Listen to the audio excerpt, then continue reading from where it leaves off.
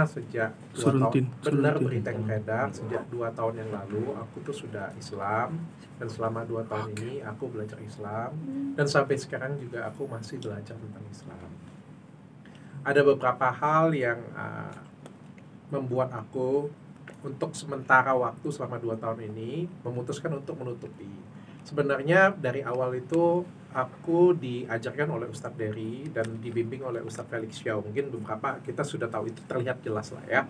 Dan aku meminta mereka berdua untuk merahasiakan hal ini. Ada beberapa alasan. Yang pertama, karena aku tidak ingin menyakiti hati orang lain. Karena bagaimanapun juga keluargaku adalah keluarga non-muslim, aku harus menjaga perasaan mereka. Dan aku juga punya alasan tersendiri untuk lebih berhati-hati dalam bersikap, berbuat, dan lain sebagainya. Aku tidak ingin ketika aku masuk Islam, aku malah menyakiti orang lain, apalagi menyakiti keluargaku. Dan aku nggak mau itu banget ya. Karena itu menurutku adalah hal yang privat antara aku dengan Allah, dengan Tuhan ya. Jadi aku nggak mau ketika aku agama Islam, tapi malah nyakitin orang lain. Ya, menurutku itu tidak bijaksana. Yang kedua, aku tidak ingin dicap untuk mencari eksistensi terkenal karena Islam. Aku nggak mau. Aku bilang dengan Ustadz Felix Xiao, itu sebenarnya ada di, aku nggak tahu ya, episode 1 atau episode 2 kan, karena kemarin kita ada take episode lagi. Aku ada ngomong dengan beliau, itu 1 tahun yang lalu ya, 1 tahun yang lalu aku ngomong bahwa aku tidak ingin dikenal karena aku tuh Islam, karena aku mualaf, aku nggak mau. Aku pengen dikenal karena prestasi aku pengen dikenal karena karya aku pengen dikenal karena memang diriku. Dan agama itu adalah privat aku dengan Tuhan. Yang ketiga, aku pengen kasih edukasi ke masyarakat tentang agama Islam. Aku pengen ikut berdakwah, tapi dengan caraku. Aku kan bukan ustadz, ilmu keagamaanku juga rendah banget. Jadi aku pengen bikin acara dengan teman-teman, dan itu aku buktikan dengan karya. Jadi ini hasil selama 2 tahun yang aku lakukan. Jadi aku bikin podcast, dan podcastku juga konsepnya berbeda. Kalau semua orang bikin podcast, mungkin narasinya adalah Islam dengan Islam, sudah Muslim dengan Muslim ya. Menurut aku sudah hal yang biasa. Dan aku pengen bikin satu POV di mana satu orangnya ini non Muslim dan ngeyel. Dan akulah yang akan menjadi orang yang ngeyel itu, yang akan bertanya dengan kekritisanku, pertanyaan dengan kebodohanku, pertanyaan dengan semua pertanyaan-pertanyaan yang liar ada di masyarakat aku tanyakan. Dan pada waktu itu Ustadz Felix dan teman-teman ustadzku yang lain itu semuanya support banget ya, semuanya support dan bimbing aku. Makanya aku bilang pada waktu download aku bikin tahun lalu itu adalah karya sebenarnya, itu adalah satu karya. Meskipun mungkin ada beberapa dari teman-teman meragukan atau dari teman-teman justru bilang wah ini malah melecehkan, menurut aku enggak ya. Mungkin justru karena program itulah orang-orang yang tidak mengenal Islam jadi lebih mengenal. Kan ada program-program tertentu. Mungkin ada teman-teman yang sudah Islam pengen belajar. Ada orang yang di luar sana yang belum kenal pengen belajar. Nah, aku pengen bikin forum seperti itu sebenarnya. Namun kan apa yang terjadi belakangan ini kan cukup nggak enak didengar ya. Dikatakan aku mencari nama atau apa, mencari uang atau apapun lah itu ya. Dan menurutku itu tidak baik dan tidak benar. Maka kemarin juga aku sudah diskusi dengan keluarga, minta izin juga dengan keluarga, dan akhirnya diizinkan. Dan menurutku ini adalah momen yang tepat untuk aku mengumumkan. Jadi sekali lagi mudah-mudahan ini nggak jadi fitnah lagi kemana-mana. Aku sudah belajar dan sudah Islam juga sejak 2 tahun yang lalu, bukan baru-baru ini. Dan itu juga sudah diaminkan dan sudah diperdengarkan juga oleh kedua guruku ya. Jadi ini nggak sepihak klaim ya. Dan mudah-mudahan aku terus ke depan bisa berkarya. Dok, persisnya kapan sih dok? Ini kan gini dok ya, begini. Tak ingat aku. Begini dok, saya ucapin selamat ya. Terima kasih. Alhamdulillah. Pernyataan dokter kan mematahkan asumsi-asumsi yang bahkan dari rival dokter ya, yang merasa diri rival sih, ya kan. Dan juga mematahkan foto yang ada di gereja waktu itu kan. Nah, sampai detik ini dokter kan masih dibilang apa ya dok, bukan mencari keuntungan tapi memain-mainkan. Gitu. Berpengaruh gak sih dok sama yang lagi istiqomahnya sekarang gitu? Kalau berpengaruh atau tidak, bagi aku tidak masalah. Pengaruh sih, pengaruh. Kalau ke bisnis itu sangat pengaruh. ke diri aku pengaruh, banyak komentar, buktinya kan banyak beberapa komentar-komentar jelek, orang berpandangan jelek ya. Tapi ke pribadi aku sendiri, ke perasaanku itu nggak pengaruh. Kalau ke perasaanku, alhamdulillah sejak aku banyak belajar, aku cukup bijaksana dan melihat ini sebagai ujian hidupku, sebagai kesempatan aku untuk naik kelas, jadi lebih baik lagi. Jadi kalau aku pribadi sih nggak ada masalah ya. Dan yang aku pengen tunjukkan di sini, ini adalah karyaku. Kalau kalian kemarin kan beberapa fitnah bilang mungkin mencari exit, mencari eksistensi, mencari uang. Aku sudah lakukan ini 2 tahun loh. Kalau aku pengen cari exit, mungkin 2 tahun yang lalu aku sudah umumkan. Kalau memang aku cari tenar, mungkin dari 2 tahun yang lalu sudah aku umumkan. Tapi kan ini enggak. Dan kalau misalnya, aku pun juga nggak ada niat sih sebenarnya untuk berbicara dengan media seperti ini ya. Karena nggak ada guna, ini kan hubunganku dengan Tuhan ya. Nggak ada, aku mau ngomong di depan kamera, nggak juga urusanku sih sebenarnya, nggak ada masalah. Dan paling nggak aku bisa membuktikan dalam karya. Yang paling penting itu kan bisa kita nunjukin. Kalian Islam atau tidak kan kalian tunjukin, kalian sholat nggak? Kalian bersedekah nggak? Kalian kasih apa untuk agama kalian? Dan selama 2 tahun ini, bahkan sebelum aku mengumumkan, aku sudah kasih karya. Aku sudah podcast berapa banyak ustadz yang aku datangkan, berapa banyak yang paling nggak, aku nggak tahu ya, mungkin kalian bisa nilai, bermanfaat nggak untuk kalian. Aku bikin brand hijab. Bukan hijab dulu baru aku muslim kayak gitu ya. Aku bikin, karena apa? Aku pengen bikin karya. Aku pengen tunjukkan dulu karyaku. Bahwa inilah konsistensiku, inilah bentuk kekonsistensianku di agama Islam. Awalnya enggak sih. Sebenarnya aku ngerasa ada kekosongan aja ya. Jadi mungkin kalau aku bisa flashback balik ya, dulu tuh mungkin aku ngerasa aku sudah sempurna banget. Aku sudah ada di puncak juga. Aku sudah punya semuanya, aku punya klinik besar, aku punya skincare yang bagus, aku punya masyarakat juga sayang banget dengan aku punya keluarga yang luar biasa sempurna. Tapi aku ngerasa kayak semuanya itu karena aku yang hebat, karena aku yang luar biasa. Tapi aku ngerasa kayak ada yang kosong ya, kayak ada aku kehilangan tujuan hidupku lah. Aku ngerasa tujuan hidupku itu cuma dunia banget ya. Jadi karena kebetulan ada yang ngajarin, ada yang bimbing, itu yang cukup merubah hidup aku sih, terutama program download tahun lalu sih. Program download tahun lalu itu merubah aku tuh jadi lebih kalem. Mudah-mudahan ya, aku nggak tahu ya, doakan ya. Tapi yang jelas setelah itu kan aku jadi klarifikasi aja aku males sih.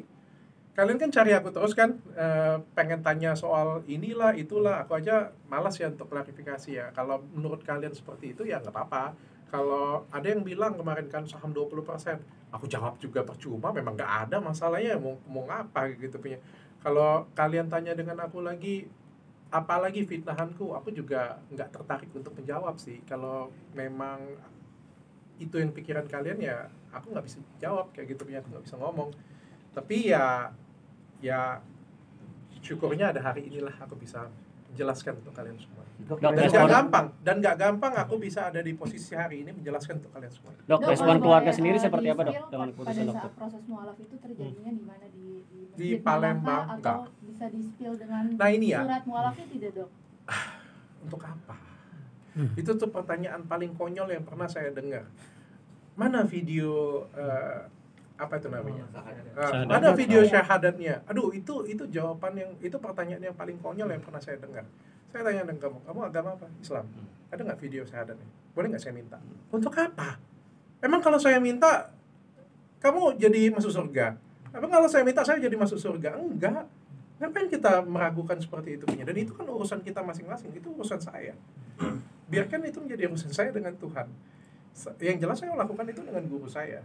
Dan kemarin juga kan kita sudah ngobrol sama-sama ya semuanya ya. Jadi aku lakukan itu di Palembang dan proses belajar sih sampai hari ini juga aku proses belajar.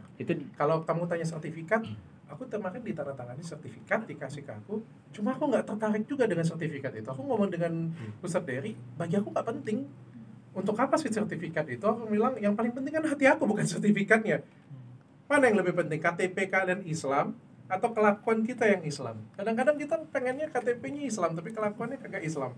Aku juga nggak ada guna, aku juga nggak akan pakai untuk nikah lagi, jadi untuk apa? Respon keluarga atau orang tua, tentang putusan istri. Istri ya. Ini cukup berat ya kan, Bapak kan keluarga besar memang sangat Iya, jadi kalau respon keluarga yang pertama penolakan ya. Dari 2 tahun yang lalu tuh penolakan yang besar-besaran banget, bahkan aku di apa ya, diancam atau apalah begitu ya. Tapi ancaman keluarga lah ya, mungkin. Tapi ya aku diem aja, mungkin strategiku juga kan pelan-pelan untuk dibicarakan. Mungkin mereka mendengar dari media, pelan-pelan mereka sudah terbiasa. Tepatnya 1 tahun yang lalu istriku baru kasih tahu, istriku juga go ahead, nggak jadi masalah. Kalau memang itu yang pilihan hidup kamu, dia bilang ya lakukan saja. Aku senang banget dan istriku support banget.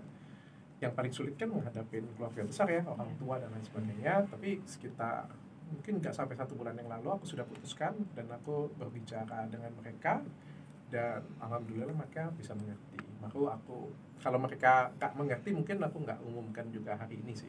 Kemarin aku nggak umumkan, tapi karena mereka sudah mengerti, ya udah akhirnya saya ambil keputusan jalan. Istri sendiri mohon maaf masih di agama yang sebelumnya atau ikut mualaf juga sama kayak dokter? Doakan saja. Ini juga ya untuk teman-teman ya, aku kasih tahu ya bahwa menjadi seorang mualaf atau pindah ke agama yang baru itu nggak gampang ya. Aku juga pasti harus banyak belajar, dan untuk terutama kan di lingkungan keluarga aku juga non muslim, nggak gampang. Kadang jangan sampai kalian itu menganggapnya aku tuh harus kayak gimana ya, kayak ustadz lah kayak gitu ya. Aku jauh banget, aku cuma belajar doang kok, dan doakan sajalah istriku pokoknya bisa mau belajar juga. Ini kan pelan-pelan ya. Sebenarnya strategi gue dari pertama kali kan bikin hijab itu salah satu strategi juga ya. Sekaligus bisnis, kan menyelam minum air boleh ya, bisnis juga, melibatkan istri juga. Karena dia ngomong, kalau aku ngomong dengan dia kan, aku mau bikin brand hijab, bilang. Kalau dia pada waktu itu ngomong aku nggak mau, aku nggak bikin. Tapi pada waktu itu istriku bilang gas, dia bilang ayo bikin. Dia bilang, tapi gue bilang, kalau misalnya bikin, nanti kamu yang jual ya. Masa aku yang jual? Gue bilang, oh iya gak apa-apa. Kan itu kan salah satu langkah nih awal. Kalian kan jangan minta langsung muluk-muluk lah. Pelan-pelan, langkahnya pelan-pelan. Tapi kabar juga kalau misalnya istri sendiri juga pindah agama, tapi bukan ke Islam, entah Buddha atau Hindu gitu dok. Ya justru itu yang sebenarnya menunjukkan bahwa ini tidak gimmick. Ya, karena awalnya saya itu adalah Katolik, istri itu adalah Buddha. Istri pindah ke Katolik itu karena menikah dengan saya. Dan ketika saya pindah memeluk agama lain, maka ya menjadi apa ya? Ya berarti kan nggak perlu lagi dong kan dia pada waktu itu pindah ke Katolik kan karena pernikahan. Sehingga dia bilang dia mau apa yang dia percayainya. Saya bilang monggo, nggak ada masalah. Seperti dia membebaskan saya, kepercayaan saya, ya saya juga membebaskan kepercayaan dia. Asal kita janji sama-sama itu membuat kita menjadi pribadi yang lebih baik. Dia bilang mau agama apapun nggak masalah. Yang penting kamu jadi orang yang lebih baik, pribadi yang lebih baik, laki-laki yang lebih baik, suami yang lebih baik, suami yang lebih baik, dan pimpinan yang lebih baik. Aku bilang ya siap. Dan selagi dia menjadi istri yang baik, aku sih nggak ada masalah. Pelan-pelan ya kita ya. Berarti setelah dokter pindah agama baru istri kembali lagi ke agama. Betul. Dan dia duluan yang mengumumkan sebenarnya. Bukan aku. Nah, anak-anak sendiri gimana, Dok? Kan dokter Islam. Mungkin bisa di podcast orang lain bisa dibahas ini, karena saya Islam, istri Buddha, anak-anak Katolik masih sampai sekarang. Anak-anak masih nganter ke gereja kan? Anak-anak ke gereja setiap minggu masih ke gereja. Dan bagi aku nggak jadi masalah. Mereka nanti pada saat dewasa mereka akan memutuskan apa yang terbaik untuk mereka. Berarti sudah pasti pengertian dok. Artinya kan biasanya kan bareng-bareng nih keluarga ke gereja setiap minggu. Ini harus anak-anak sendiri sudah kasih pengertian atau seperti apa? Sudah, mudah-mudahan. Responnya mereka dok? Respon mereka support sih. Kita pokoknya satu keluarga kita support. Ya ini kan kebebasan ya, karena sebenarnya ini masalah kepercayaan ya bagi aku. Dan aku minta tolong banget dengan masyarakat juga, nggak usah terlalu diributkan masalah seperti ini punya, karena sekali lagi pindah itu nggak gampang. Kita perlu penyesuaian, jangan sampai nanti orang-orang di luar sana itu membenci cuma karena kita yang nyinyir kayak gitu. Padahal kan kita harus mengerti satu sama lain kesulitan orang ya.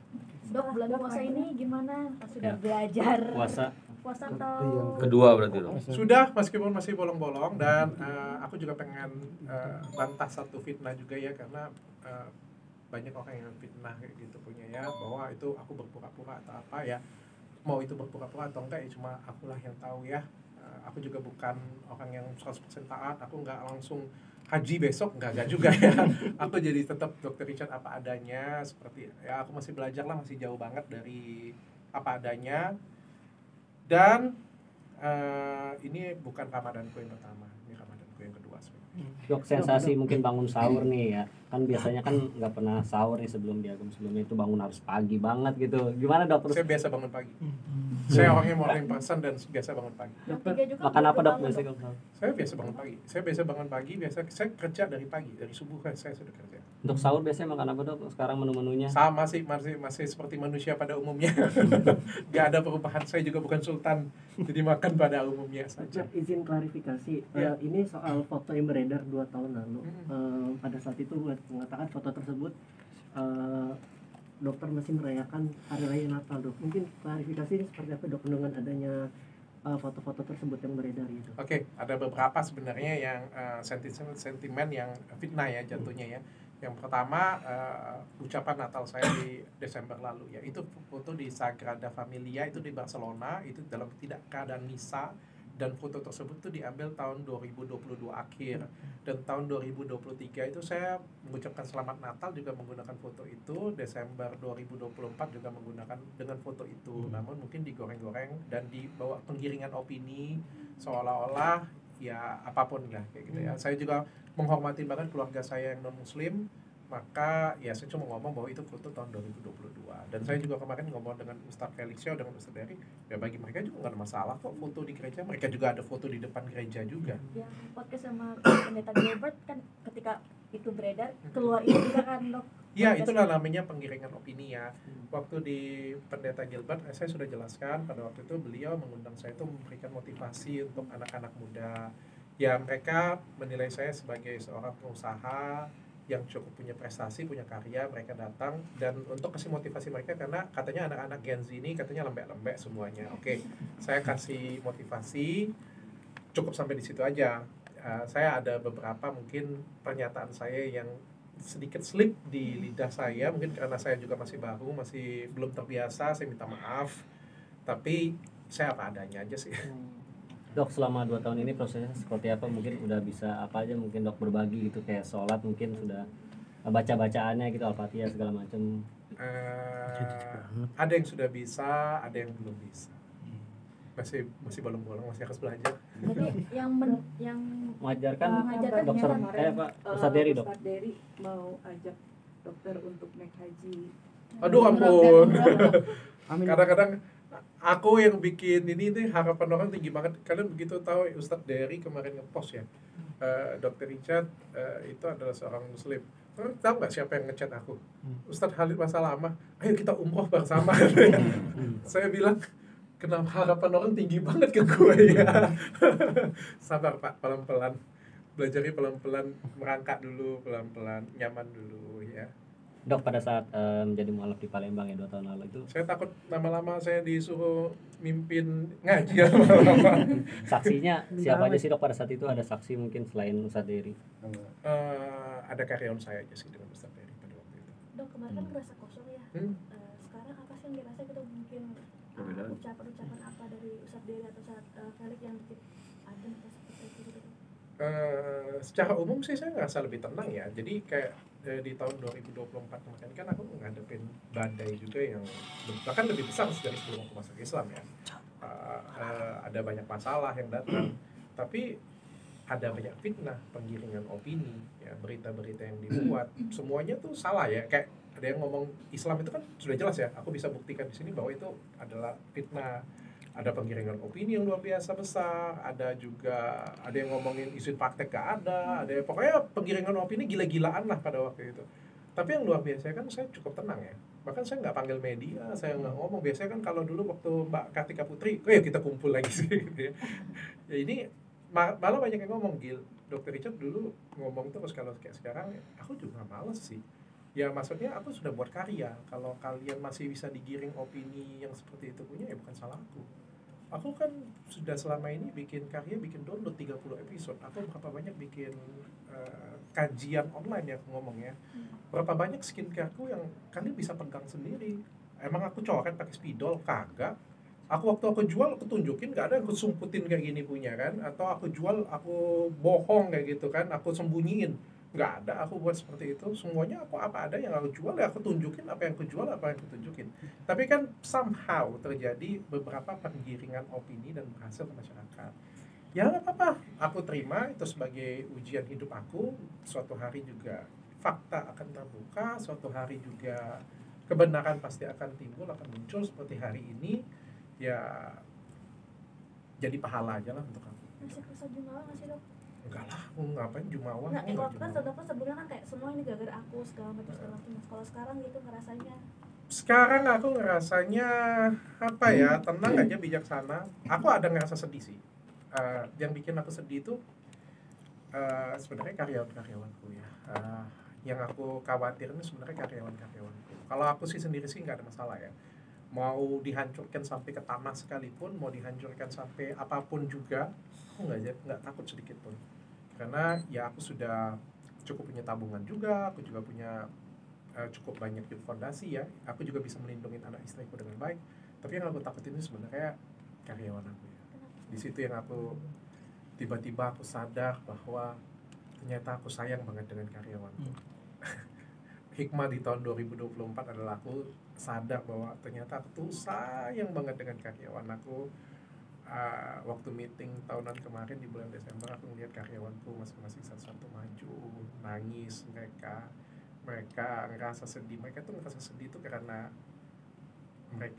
kita nggak rasa ada sesuatu, ada yang salah, tapi dizolimin, merasa orang takut, menghindar. Itu yang buat aku nangis ya. Itu yang buat aku nangis. Aku sedih banget karyawan aku kehilangan kebanggaannya, dimana mereka selama ini bangga ya.